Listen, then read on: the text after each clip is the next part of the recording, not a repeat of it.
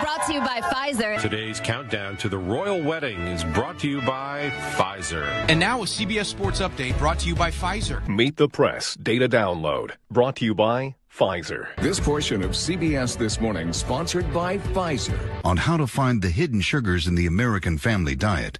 Sponsored by Pfizer. Making a difference. Brought to you by Pfizer. CNN Tonight. Brought to you by Pfizer. Early Start. Brought to you by Pfizer. Friday night on Aaron Burnett Out Front. Brought to you by Pfizer. This Week with George Stephanopoulos is brought to you by Pfizer. Good Morning America is brought to you by Pfizer. CBS Health Watch sponsored by Pfizer. Anderson Cooper 360. Brought to you by Pfizer. ABC News Nightline. Brought to you by Pfizer. Authoritarians posing as physicians are demanding that certain classes of Americans must be prohibited from traveling within their own country. The administration missed a big opportunity this week to tell the American people that we're going to mandate vaccination for air travel in the United States. But it's the addiction numbers that are the worst. This year, for the first time ever, the number of overdose deaths in the United States passed 100,000.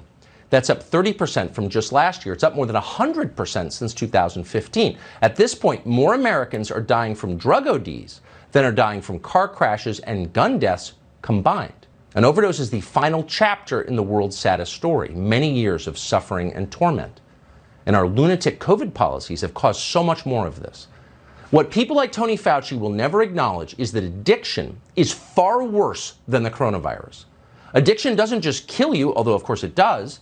Addiction degrades you and destroys the people around you, the very people you love the most. Any sane person would rather die of COVID tonight than spend the next decade addicted to drugs and alcohol. Ask anyone who has been. Speaking of the young, last month the New York Post published photographs of masked schoolchildren, little kids, forced to eat on the ground outside in freezing temperatures. You're seeing them on your screen right now.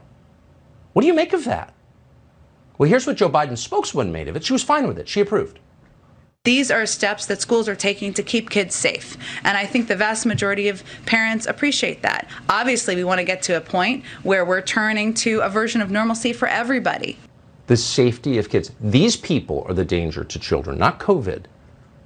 But no one's asking the obvious question. What kinds of adults, what kinds of citizens are we creating with masks and social isolation? Ever heard a politician wonder about that? No.